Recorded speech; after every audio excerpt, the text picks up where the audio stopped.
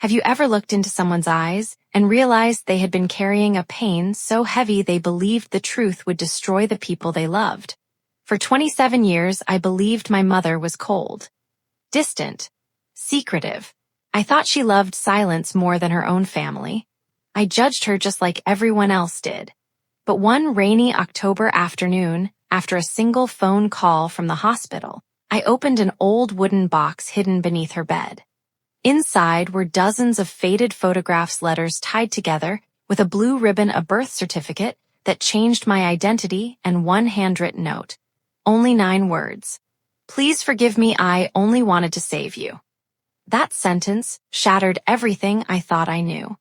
The woman I blamed my entire life had sacrificed her own happiness, so I could have mine. And by the time I finally understood her, I almost lost the chance to tell her I'm sorry. Stay with me until the end, because this is not only a story about a mother. It's a story about sacrifice, forgiveness, and the heartbreaking truth that love sometimes hides behind silence. Hello everyone, welcome back to our channel. If you enjoy emotional family stories, inspired by real-life situation stories about mothers, fathers, forgiveness, second chances, and humanity, you're in the right place. Please take a moment to support the channel by clicking the like button, subscribe, and turn on notifications so you never miss another emotional story. Now let's begin. My name is Ethan Parker. I'm 32 years old, and I grew up in a quiet neighborhood outside Seattle, Washington. People often described my childhood as normal: a nice house, a good school, a hardworking father, a mother who stayed home. From the outside, we looked like the perfect American family, but inside those walls, something always felt broken. My mother, Grace Parker, rarely smiled. She celebrated birthdays, cooked dinner every evening, never forgot a school event, yet somehow she always seemed emotionally far away. She never talked about her childhood, never mentioned grandparents, never invited relatives to Thanksgiving. When friends asked about my mother's family, she would politely change the subject. As a child, I didn't think much about it. But as I grew older, the silence became impossible to ignore. Dad would sometimes look at old photographs late at night, then quietly place them back into a drawer before Mom entered the room. Whenever I asked questions, he'd simply say, "Some stories aren't ours to tell." I hated that answer. By 16, I convinced myself that Mom was hiding something shameful. Maybe she was embarrassed. Maybe she'd abandoned someone. Maybe she just didn't care enough to let us into her life. I had no idea the truth was far more heartbreaking than anything I could imagine. Years passed. I left for college, built a career, visited home less and less. Our conversations became shorter. Birthdays, Christmas, quick phone calls, nothing more. Every visit felt awkward. She'd ask if I was eating enough.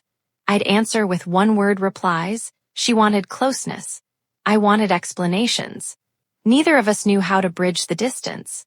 Then one ordinary Tuesday, everything changed. It was a cold Tuesday morning in late October.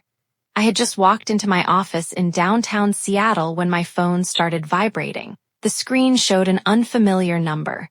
Normally, I ignored calls from numbers I didn't recognize. For some reason, I answered. "Is this Ethan Parker?" "Yes. This is Harborview Medical Center." My heart skipped. "We're calling about your mother, Grace Parker." The rest of the sentence became a blur. She had collapsed while volunteering at a neighborhood food pantry. Kind stranger had called 911. She was stable, but the doctors wanted immediate family to come to the hospital. I grabbed my keys without telling anyone where I was going. The 2-hour drive felt endless. Rain pounded against the windshield. Every mile brought back memories I had spent years trying to ignore. I remembered every birthday where Mom smiled for everyone else but never for herself. Every Christmas when she quietly wrapped gifts long after midnight. Every school event where she clapped the loudest yet somehow always stood alone. At the time, I mistook her quietness for indifference. Now I wasn't so sure. When I reached the hospital, Dad was sitting alone in the waiting room. He looked older than I remembered. His shoulders were slumped. His hands trembled as he held a paper coffee cup. The moment he saw me, he stood up and hugged me. It had been years since we embraced. "She's awake," he whispered. "But she's asking for you." I followed him down the hallway. The smell of disinfectant filled the air. Machines beeped softly behind every door. When I entered her room, I barely recognized her. She looked so small. The strongest woman I had ever known now seemed fragile. She smiled when she saw me. It wasn't a big smile, just enough to make her eyes shine. "You came," she whispered. I nodded. Neither of us knew what to say. For several minutes, we simply sat there in silence. Then she reached for my hand. "Ethan, if anything happens to me, there is a wooden box beneath my bed. Promise me you'll open it." I frowned. "What box?" "You'll understand." Before I could ask another question, a nurse entered to check her medication. The conversation ended, but those words echoed inside my mind. A wooden box. Why had she hidden it, and why wait until now? That evening, Dad insisted I go back to the house and rest. "I'll stay here tonight," he said. "The doctors think she'll recover." I drove to the home where I grew up. Nothing had changed. The porch light still flickered. The wind chimes still hung beside the front door. Inside, everything felt frozen in time. Family photos covered the hallway, but something caught my attention. There wasn't a single picture of Mom before she married Dad. Not one. I walked into her bedroom. The room smelled faintly of lavender. Everything was perfectly organized, as if she had expected someone to come looking. I knelt beside the bed, reached underneath. My fingers touched rough wood. Slowly, I pulled out an old cedar box. It was heavier than I expected. A small brass lock hung from the front, but it wasn't locked. Almost as if she had finally decided the truth no longer belonged in the dark. I took a deep breath, lifted the lid. Inside were hundreds of letters, yellowed photographs, a tiny silver bracelet with the name Emily, military records, legal documents, and one sealed envelope. Across the front, written in my mother's handwriting, were 6 words that made my blood run cold. "For Ethan, after you know everything." My hands began to shake. Whatever my mother had hidden for 27 years was finally about to be revealed. For nearly 5 minutes, I couldn't bring myself to touch the envelope. My hands were shaking. The rain tapped softly against the bedroom window. The old grandfather clock downstairs echoed through the silent house. Tick, tick, tick. It felt as though time itself had stopped waiting for me to discover the truth. Finally, I broke the seal. Inside was a handwritten letter. The paper was old. The ink had faded slightly, but every word was still clear. "My dearest Ethan, if you're reading this, then I finally found the courage to let you know who I really am. Before you judge me for everything I kept from you, please remember that every secret I carried was meant to protect you, not hurt you." Tears filled my eyes before I reached the second paragraph. "You grew up believing that I had no family. That wasn't true. I had a family once, a mother who loved me, a little sister who followed me everywhere, and a father whose choices destroyed all of us." I stopped reading. My heart pounded against my chest. A father, a sister, Mom had never mentioned either of them. Not once. I kept reading. When I was 18, my father became involved with dangerous people. He owed them more money than he could ever repay. One night he disappeared. The people he owed came looking for him. Instead, they found us. I swallowed hard. Every sentence became heavier. We lost our home. We lost our safety. Most painfully, I lost my little sister. My eyes froze on that sentence. Lost? What did that mean? Had she died? Or had she simply vanished? Before the letter answered, a folded newspaper clipping slipped onto the floor. I picked it up. The headline read, "Local teen missing after house fire." The date March 12, 29 years earlier. Beneath the headline was a photograph. A young woman no older than 16. She looked exactly like my mother. Standing beside her was a little blonde girl smiling with missing front teeth. The caption read, "Grace Miller and her younger sister Emily." Emily, the same name engraved on the tiny silver bracelet inside the box. I stared at the photograph for what felt like forever. That little girl had never been mentioned. Not by Mom, not by Dad, not by anyone. It was as though she had been erased from history. I continued reading. Everyone believed Emily died in that fire. The police searched for weeks. No answers were ever found. I blamed myself every day. My chest tightened. If Emily had disappeared, then why keep it secret? Why hide an entire family? The answer came in the next paragraph. Years later, someone contacted me. They told me Emily had survived. I gasped. She was alive. But then the next sentence changed everything. The people who took her warned me, if I ever searched for her, they would come for my future family too. I felt the room spinning. Suddenly, every silent Thanksgiving, every missing photograph, every uncomfortable question made sense. Mom hadn't hidden her past because she was ashamed. She had hidden it because she believed someone was still watching. She believed silence was the only thing keeping us alive. Just then the front door opened downstairs. Dad was home. His footsteps echoed through the hallway. "Ethan?" His voice sounded tired. I quickly folded the letter. He appeared in the doorway. His eyes immediately fell on the open wooden box. For a long moment, neither of us spoke. Then he closed his eyes. "I always hoped you'd never have to open that." I looked at him. "You knew." He nodded slowly. "I've known everything since before you were born." Anger rushed through me. "You let me believe Mom was hiding something terrible. You watched me resent her for years." Dad's voice cracked. "Because she begged me to. She believed the truth would put you in danger." I held up the newspaper clipping. "So Emily, my aunt, she's really alive?" Dad looked down at the floor. After several seconds, he whispered the words that sent another chill through my body. "I don't know anymore. Because 6 months ago, someone mailed your mother a photograph." My heartbeat stopped. A recent photograph. Of Emily. And on the back, there were only 4 handwritten words. "We never forgot Grace." The room fell silent. For the first time in nearly 3 decades, the past had found its way back to our family. And neither of us knew what was coming next. The room was completely silent. Dad slowly lowered himself into the old wooden chair by the window. For a long time, neither of us spoke. The only sound was the rain outside and the soft ticking of the clock downstairs. Finally, Dad looked at me. "There are things your mother never wanted you to know." I stared back at him. "I've spent 27 years not knowing anything." "No more secrets," he nodded. "You deserve the truth." Dad reached into the wooden box. From beneath a stack of letters, he pulled out a small brown envelope. Unlike the others, it had never been opened. Across the front, my mother's handwriting read, "Only if Emily ever contacts us again." Dad slowly handed it to me. I couldn't bring myself to open it. "Your mother made me promise." I carefully broke the seal. Inside, there was only one folded piece of paper. No letter, no explanation, just an address. Maple Ridge Farm, outside Missoula, Montana, and beneath it a single sentence.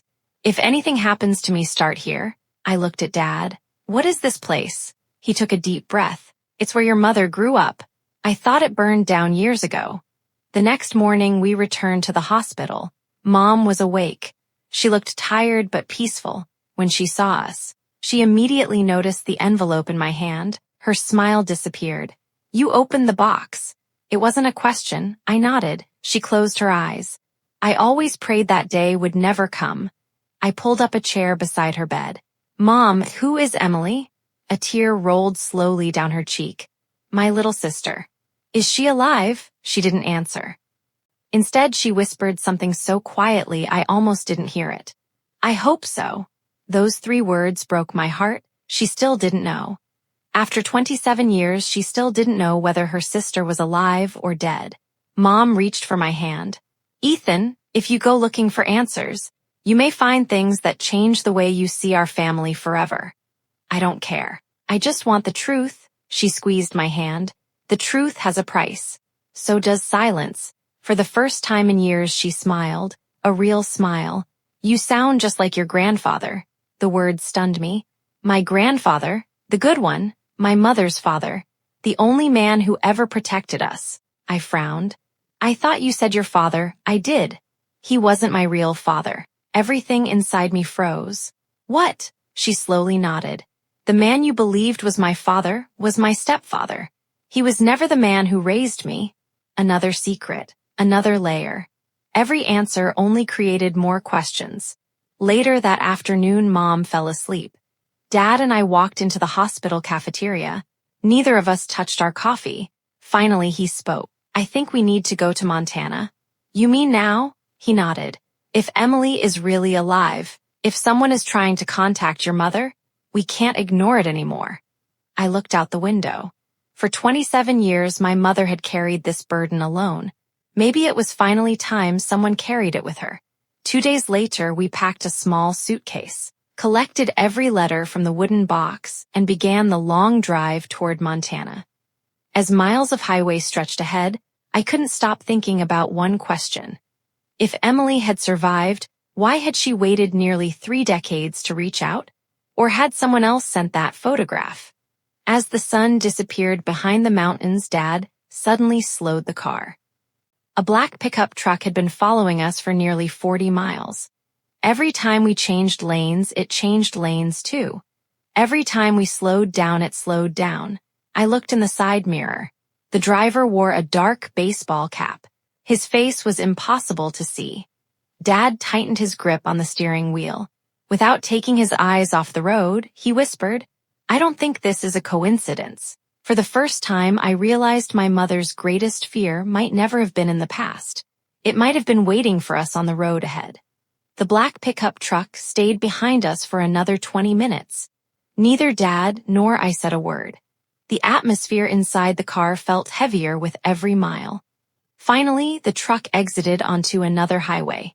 Dad let out a slow breath. Maybe we were just imagining it, but something deep inside me said otherwise.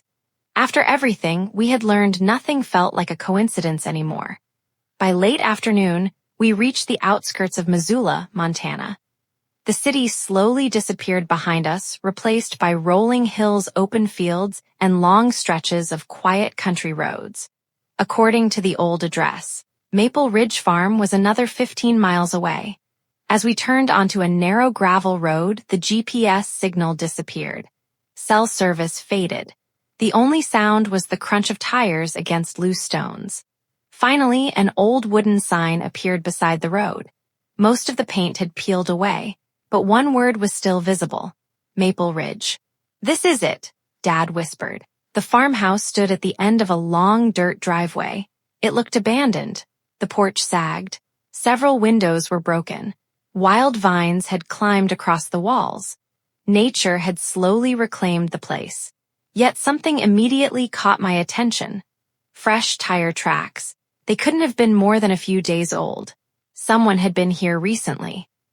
As we stepped onto the porch, the old wood creaked beneath our feet. Dad pushed open the front door. To our surprise, it wasn't locked. Dust floated through the sunlight.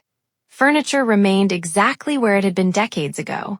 A rocking chair, a dining table, an old piano covered with white sheets. It felt less like an abandoned house and more like someone had simply walked away. Planning to return, I wandered into what had once been a child's bedroom. The faded wallpaper showed little blue birds. An old stuffed rabbit rested on the windowsill. Its fur was worn, one button eye was missing. On the inside of its tiny shirt, someone had stitched a single name. Emily. I gently picked it up. For the first time, Emily wasn't just a mystery. She became real. A little girl who once laughed in this room, who hugged this rabbit every night, who disappeared without a goodbye. Dad called my name from downstairs. Ethan, come here. I hurried into the living room. He was standing in front of the fireplace. One brick looked different from the others. Loose, as if someone had removed it before. Dad carefully pulled it out. Hidden behind it was a small metal box. Unlike the wooden box at home, this one was locked. Taped to the lid was a yellowing note, written in elegant handwriting. For my daughters if they ever come home, Mom's mother, my grandmother, she had left this behind, waiting hoping that one day her girls would return. Neither of them ever did. Until now. Dad searched the kitchen drawers. Inside an old coffee tin, he found a tiny brass key. It fit perfectly. The lock clicked open. Inside the metal box were family photographs, a silver wedding ring, a journal, and one cassette tape labeled, "Play only when you are together." I stared at it. "Do we even have a cassette player?" Dad smiled faintly. "I think your grandfather kept one in the barn." We crossed the field toward the weathered red barn. The large wooden doors groaned as they opened. Inside, everything was covered in dust. Old farming equipment, rusted tools, broken bicycles. In the corner sat a small shelf. On it rested an ancient cassette recorder. Dad carefully inserted fresh batteries from his emergency kit. Then he pressed play. Static filled the barn. For several seconds. Nothing, then a woman's trembling voice. Soft, gentle, filled with love. "My beautiful Grace, if you're hearing this, then I couldn't protect you." My heart stopped. It was my grandmother, the grandmother I had never known. She continued, "If Emily is with you, tell her none of this was her fault. If she's not, please never stop looking." Dad lowered his head. Tears rolled down his face. I had never seen him cry before. The recording continued. Then suddenly another voice interrupted.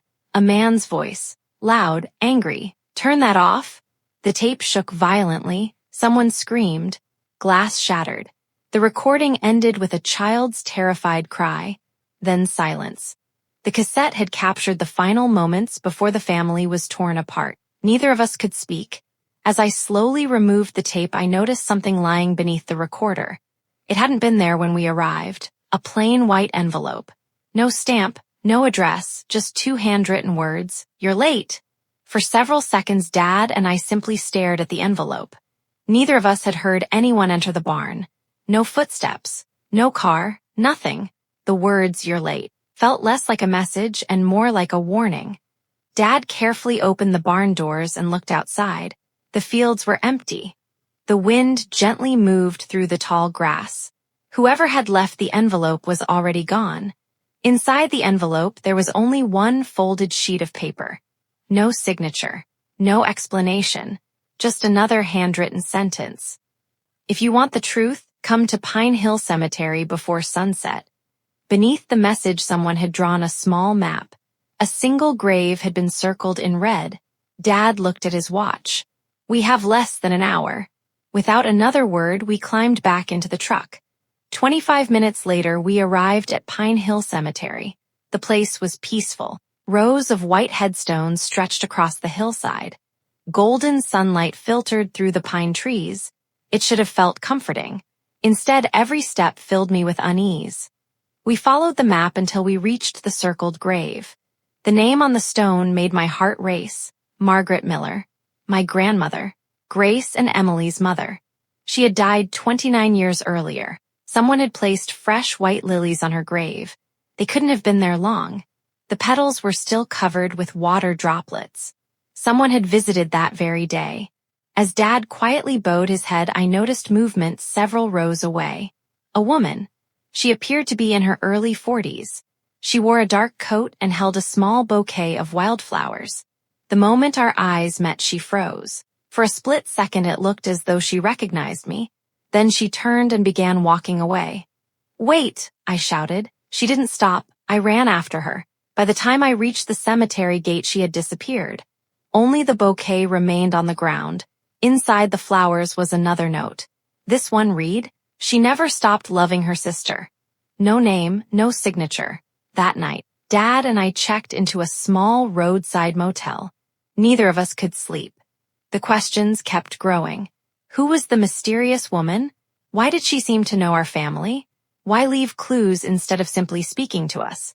At around 11:30 p.m., Dad walked outside for some fresh air. A few minutes later, he knocked urgently on my door. "Ethan, you need to see this." Parked across the street was the same black pickup truck that had followed us on the highway. Its headlights were off. The engine wasn't running. It just sat there, watching. As soon as the driver noticed us, the truck slowly pulled away into the darkness. The following morning, we returned to the farmhouse one last time.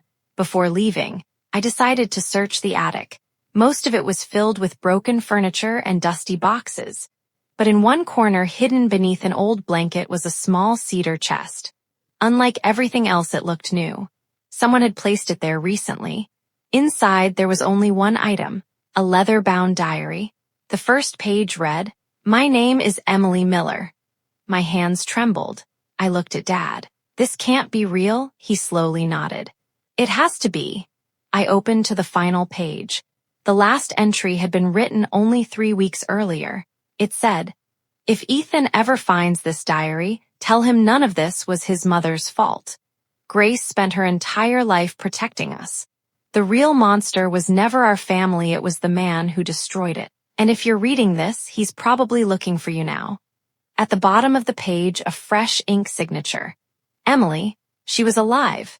She had been here, only weeks before we arrived. But where had she gone, and who was still hunting our family after all these years? For the first time, the mystery was no longer about the past. It had become a race against time. The diary felt heavier than it looked.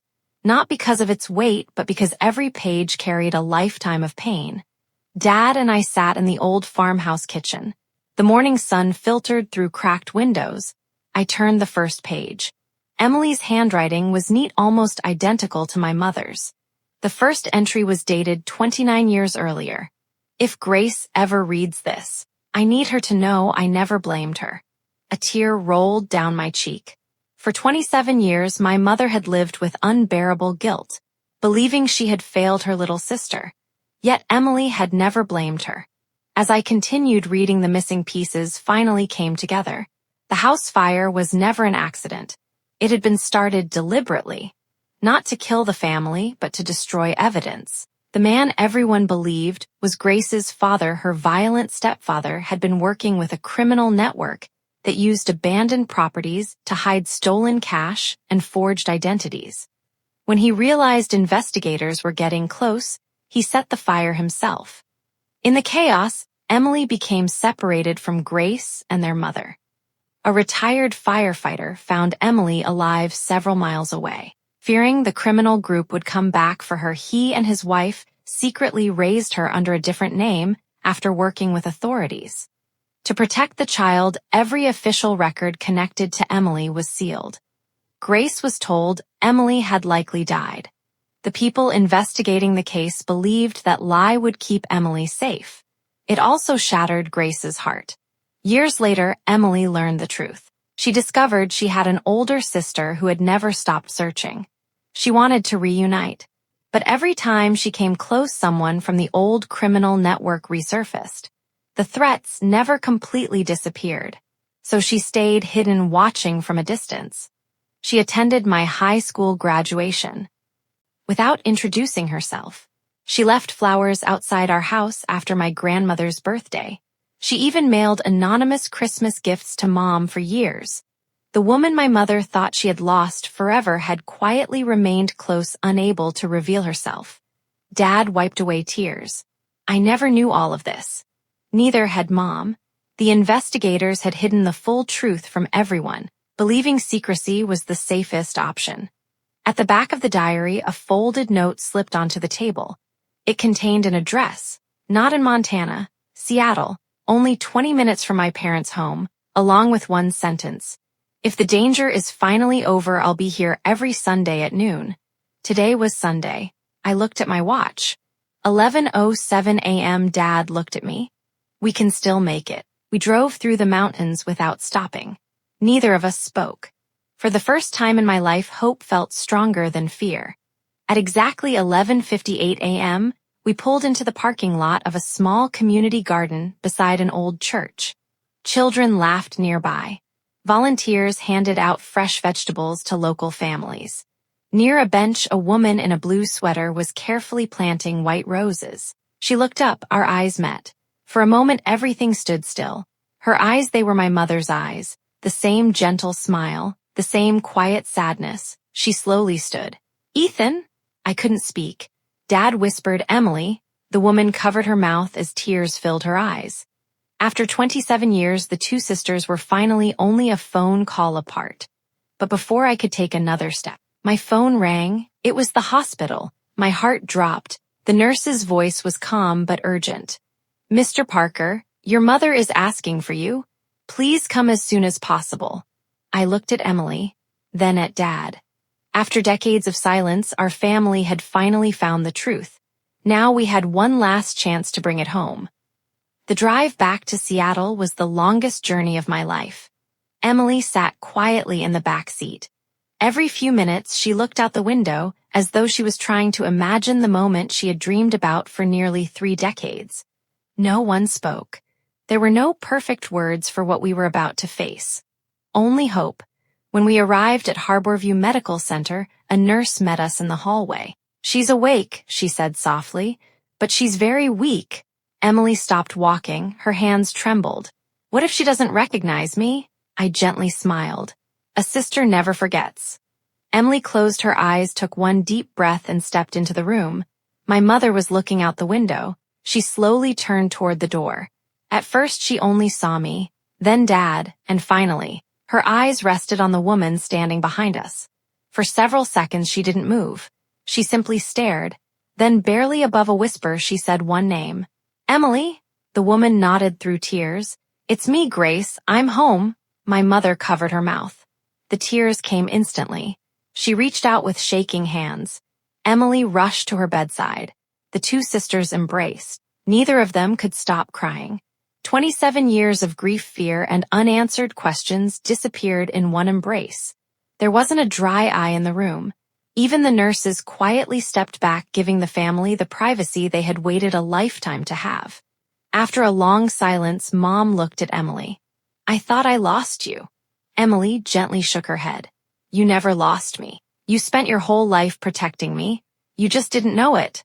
Mom began crying again. "So many birthdays, so many Christmas mornings. I wished you were there."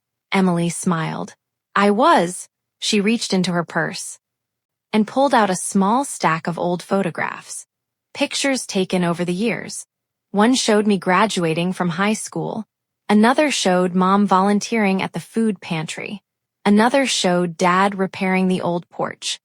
Emily had quietly watched over us from a distance, not because she didn't love us, but because she believed her presence might bring danger back into our lives. I stepped closer to my mother's bed.